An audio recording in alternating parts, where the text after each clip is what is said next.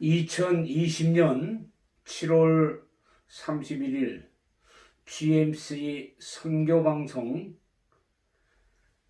첫 회를 시작합니다. 오늘 본문 말씀은 마태복음 28장 19절에서 20절입니다. 그러므로 가서 모든 족속으로 제자를 삼고 아버지와 아들과 성령의 이름으로 침례를 주고 내가 너에게 분부한 모든 것을 가르쳐 지키게 하라. 볼지어다 내가 세상 끝날까지 항상 너희와 함께 하리라. 영어로는 Therefore go and make disciples of all the nations, baptizing them in the name of the Father and the Son and the Holy Spirit, teaching them to obey all things I have commanded you. Remember, I am with you always, the end of the age.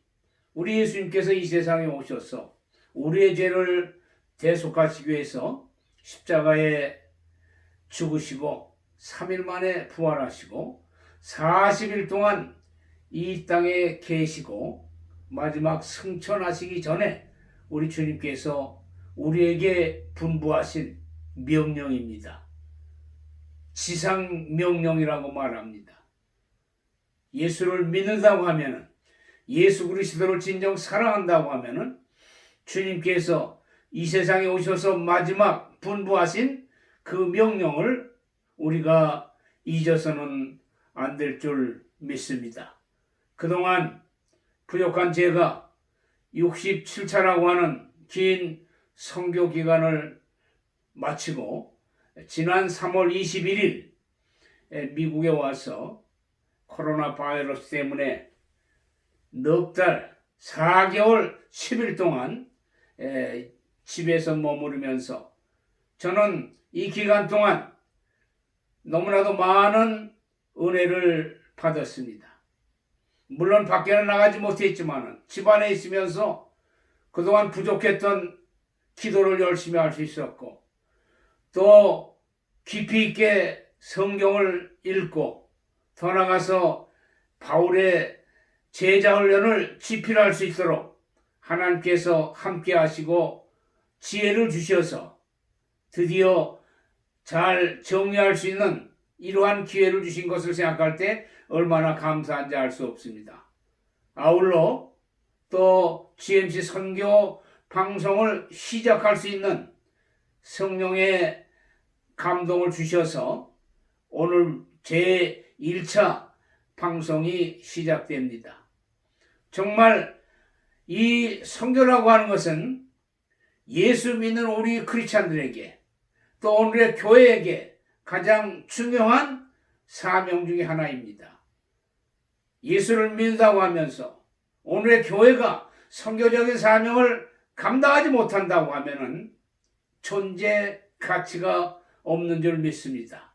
그런데 오늘 이 선교가 그렇게 중요한 것이지만은 실제 많은 사람들이 선교에 대해서 잘 이해를 못하고 선교에 대한 그 성경적인 바른 여러 가지 지식이 부족해서 곳곳에서 여러 가지 문제들이 일어나는 것을 발견해 볼 수 있습니다. 첫째, 오늘 우리가 생각할 수 있는 이 선교라고 하는 것은 과연 무엇이냐? 선교라고 하는 것은 그야말로 마가복음 16장 15절에 우리 예수님께서 온 천하에 다니며 만민에게 복음을 전파하라고 했습니다. 또 마태복음 28장 19절에 보면은 너희는 가서 모든 족속으로 제자를 삼으라고 했습니다. 다시 말해서 복음을 전하고 또 가르치고 훈련해서 예수의 제자를 양육하고 만드는 것이 선교라고 하는 것입니다. 그렇기 때문에 선교라고 하는 것은 어떤 구제가 아닙니다. 교회만 짓는 것이 선교가 아니라 진정 그 선교는 사람을 변화시키는 것입니다. 예수의 사람으로 변화시키고 예수의 사람으로 예수의 지도자로 철저히 무장시켜서 그들을 통해서 그 나라에서 하나님께서 그들과 역사하시는 놀라운 그 모습을 발견하고 깨닫고 또 그러한 역사가 일어날 수 있도록 말씀으로 양육시키고 훈련시키는 것이 무엇보다도 중요한 것을 우리가 다시 한번 깊이 깨닫게 됩니다. 그러나 오늘날 많은 교회들이 또 성도들이 이 제자되는 이 일에 대해서 게을리하고 등한히하는 이런 경우가 너무나 많습니다. 부족한 제가 선교를 시작하게 된 것은 2007년 태국의 수도 방콕에서 세계 신학자 대회가 있었습니다. 그때 그 선교 그 컨퍼런스를 주관했던 그 목사님께서 저한테 연락이 왔습니다. 이 선교대회에 꼭 참석해달라고. 그 대신 선교대회에 참석하시라면 이 선교대회 주제에 맞는 글을 영어로 10페이지 내지 15페이지를 꼭 써달라고 하는 것입니다. 그때 당시에 그 선교 컨퍼런스의 주제는 What the modern church should do. 오늘의 교회가 무엇을 해야 되는 것이냐 하는 이러한 주제를 갖고 20개 나라 대표 30여 명의 학자들이 발표하는 그런 기회였습니다. 마침 그 발표 시간에 저는 담대히 그들에게 말하면서 오늘의 교회가 정말 주님의 지상명령에 대해서 너무나도 무지했고 또 게을리했고 행치 않았다고 하는 것을 강조해서 말씀했습니다. 그 컨퍼런스가 끝나고 저의 강의가 끝난 다음에 그 몇 개국 대표자들이 저에게 와서 말씀했습니다.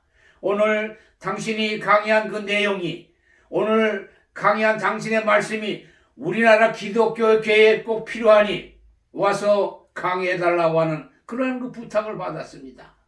그래서 그 후 제가 각 나라를 다니면서 강의를 하게 됐고 그때 그 선교대회를 시발로 해서 저의 선교 사역이 시작이 되었습니다.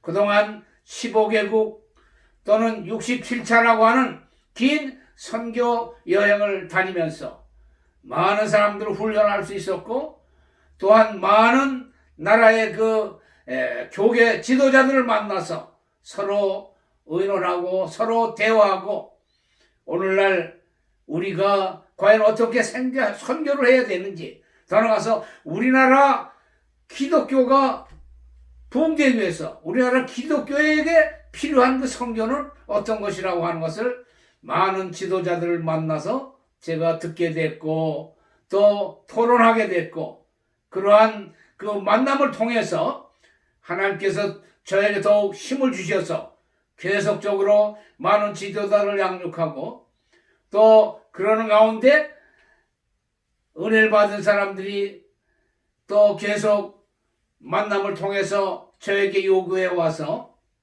교회도 한 10곳 세우게 됐고 또 장학생, 신학교 장학생 후원을 위해서 한 6, 7명 서포트를 했습니다. 그 중에도 감사한 것은 네팔에 그 애니타라고 하는 자매가 있습니다. 이 애니타는 고아로 자랐는데 그 결혼 후에 그 두 부부가 정말 네팔 기독교 최초의 그 박사가 되는 이러한 기쁨을 누리게 됐습니다. 끝까지 그를 후원하고 보람있게 네팔 기독교 역사의 최초의 박사 부부를 탄생하는 귀한 은혜로운 그 일을 맞이하기도 했습니다. 또는 네팔에 청소년 훈련원도 세웠고 또 인도에도 훈련원을 세워서 장래 젊은 기독교 지도자들을 양육하는 데 기여해 왔습니다. 정말 이 모든 것이 하나님의 은혜고 특별히 여러분들께서 기도해 주시고 후원해 주셨기 때문에 이 일이 가능했다고 하는 것을 다시 한번 깊이 감사드립니다. 그리고 2, 3년 전부터는 방글라데시의 그 로힝야 난민촌에 그 난민 선교를 시작을 했습니다.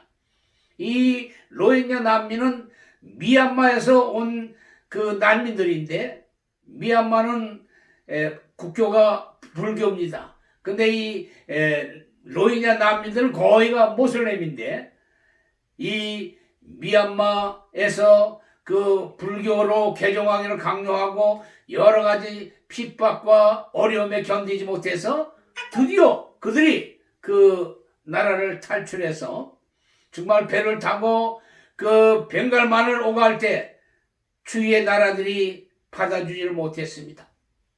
그러나 드디어 그 방글라데시 정부가 이들을 받아줘서 지금은 100만이라고 하는 엄청난 숫자의 난민이 살고 있습니다. 그들은 비참합니다. 정말 유엔에서 식량과 기름 조금만 주지만은 그 외에 전혀 어떤 도움이 없습니다. 인컴 소스가 없기 때문에 참 어려움의 연속 속에서 살아가고 있습니다. 그런데 방글라데시에 있는 우리 제자들이, 우리 팀들이 그 난민촌 사역을 시작을 해가지고 지금은 30명 정도의 전도인이 지금 선출돼서 이 30명의 전도인을 통해서 난민 선교에 박차를 가해서 거의 3,000여 명의 크리스찬이 모이는 놀라운 성과를 이루었습니다. 지금 모슬렘 내 복음을 전한다고 하는 것은 너무나 어렵습니다. 21세기에 정말 모슬렘을 변화시키는, 모슬렘에게 복음을 전해서 열매 얻기란 어려운 것인데, 그러나 이 로힝야 난민촌에 이러한 엄청난 기적이 일어나기를 시작했습니다. 이 모든 일들도 여러분께서 도와주시고 기도한 그러한 선교의 그 결과였고, 바라옵기는 이제 마지막 100만 명 가운데 10%, 10만의 영혼을 위해서 기도하며 준비하고 나가고 있습니다. 여러분께서도 함께 기도해 주셔서 이 로힝야 난민 10만의 영혼 구원받는데, 구원을 시키는데 하나가 돼서 힘차게 전진하는 우리가 되어야 될 줄 믿습니다. 그래서 오늘 우리들이 정말 이 선교의 그 귀중성, 과연 이 선교라고 하는 것은 결론적으로 사람을 변화시키고 예수의 그 사람으로 변화시킨 겁니다. 그러나 더 나아가서 이 예수의 사람으로 변화시키는 이 선교를 하기 위해서는 오늘 우리 자신이 먼저 예수 그리스도의 제자가 되어야 된다고 하는 것입니다. 신약성경에 예수 그리스도를 믿는 사람들을 표현한 말이 많이 있습니다. 크리스찬 역시 예수 믿는 사람입니다. 빌리버 역시 예수 믿는 사람입니다.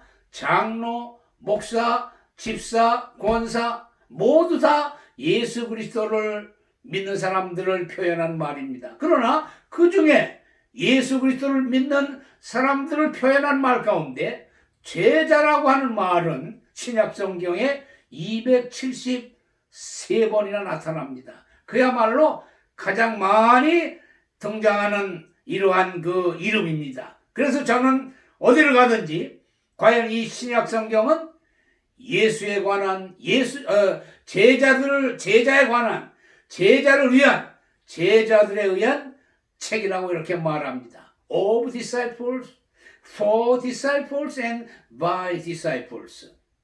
그래서 정말 오늘 우리들이 지상명령을 통해서 예수님께서 말씀하시고 예수님께서 명령하신 것 같이 너희는 가서 모든 족속으로 제자를 삼으라고 그러지 않습니까?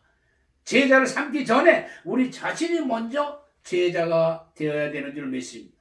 두 번째, 그럼 과연 제자란 무엇입니까?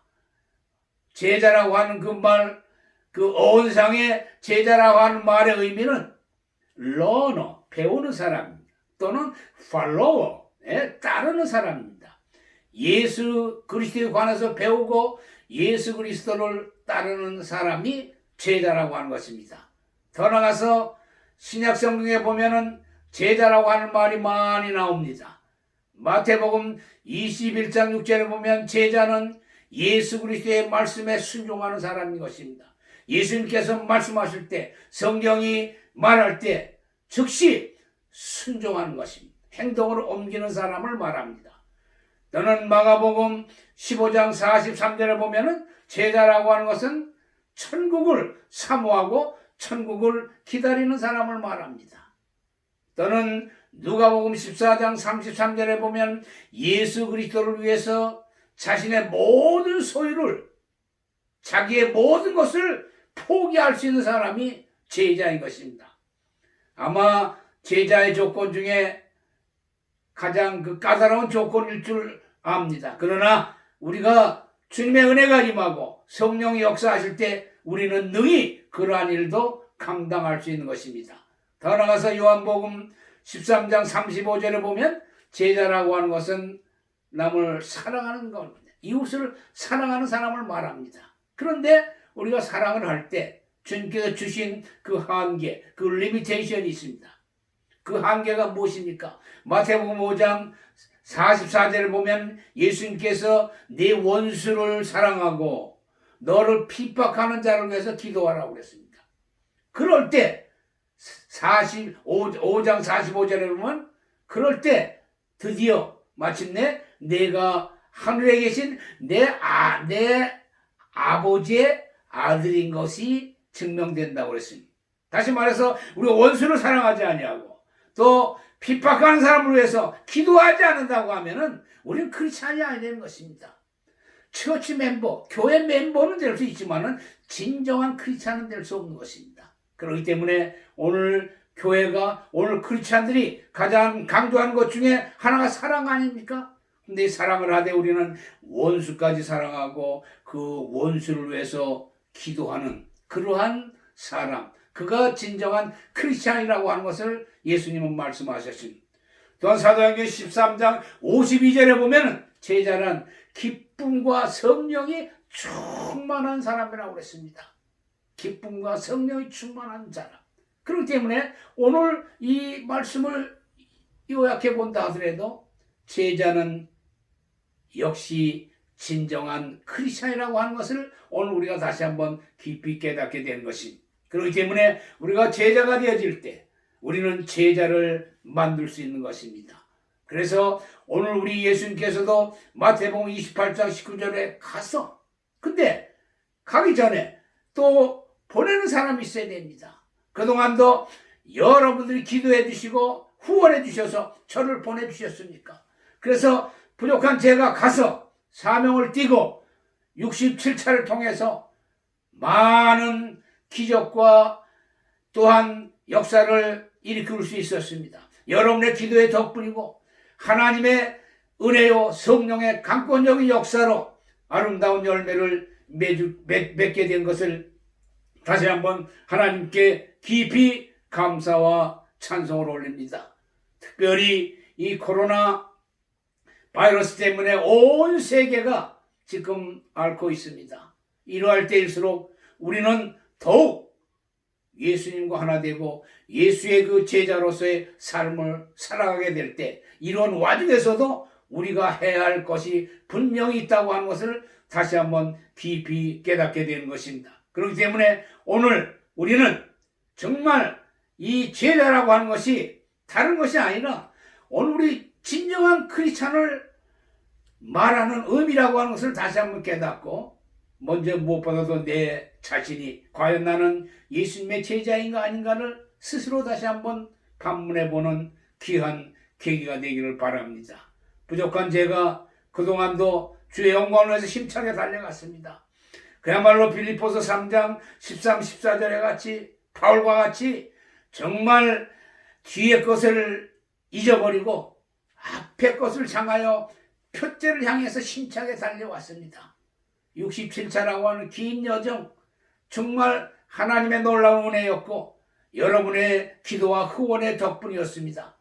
이제 제가 8월 5일 다시 한국을 향해서 떠납니다. 한국에 가서 코로나 때문에 한 2주간 또 자가격리를 받고 끝난 다음에는 이제 한국에서 2권의 책을 출판해야 되고 그동안 저를 도왔던 선교 회원들을 만나고 앞으로 이 코로나 이후에 선교 전략을 좀 더 깊이 묵상하고 계획하고 기도하는 그러한 기간을 갖게 됩니다.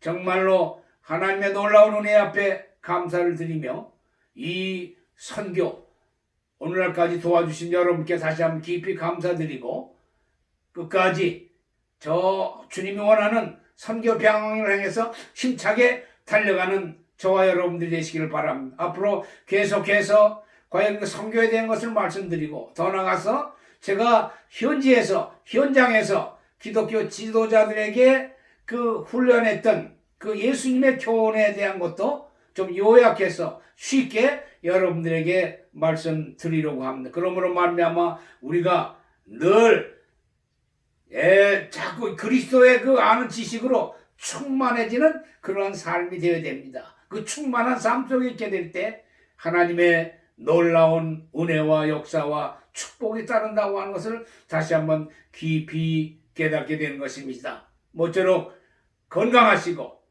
하나님의 영광을 위해서 선교 이 발전을 위해서 GMC 선교를 위해서 더 많은 기도와 또 여러분의 뜨거운 그 성원을 바랍니다. 감사합니다. 다 같이 기도하십시다. 할렐루야. 참 좋으신 하나님 감사합니다. 부족한 종이 67차 선교를 마치고 지난 3월 21일 미국에 들어와서 4개월 열흘 동안 특별 기도와 또 특별 그 저술의 활동을 할 수 있도록 주께서 지혜를 주시고 힘을 주신 것 너무나도 감사합니다. 그동안도 아버지 부족한 저의 선교 사역을 위해서 기도해 주시고 도와주었던 많은 선교 회원들이 있습니다. 하나님께서 저들을 기억해 주시고 이제 더욱 이 코로나의 위기 가운데서도 머리털 것 하나 상지 아니하도록 저들을 보호하시고 인도하시고 축복해 주시고 정말 영혼이 잘되고 범사가 잘되고 강건한 축복으로 모든 선교 회원들을 붙잡아 주시옵소서. 감사하며 예수님의 이름으로 기도드리옵나이다. 아멘. 할렐루야. 감사합니다.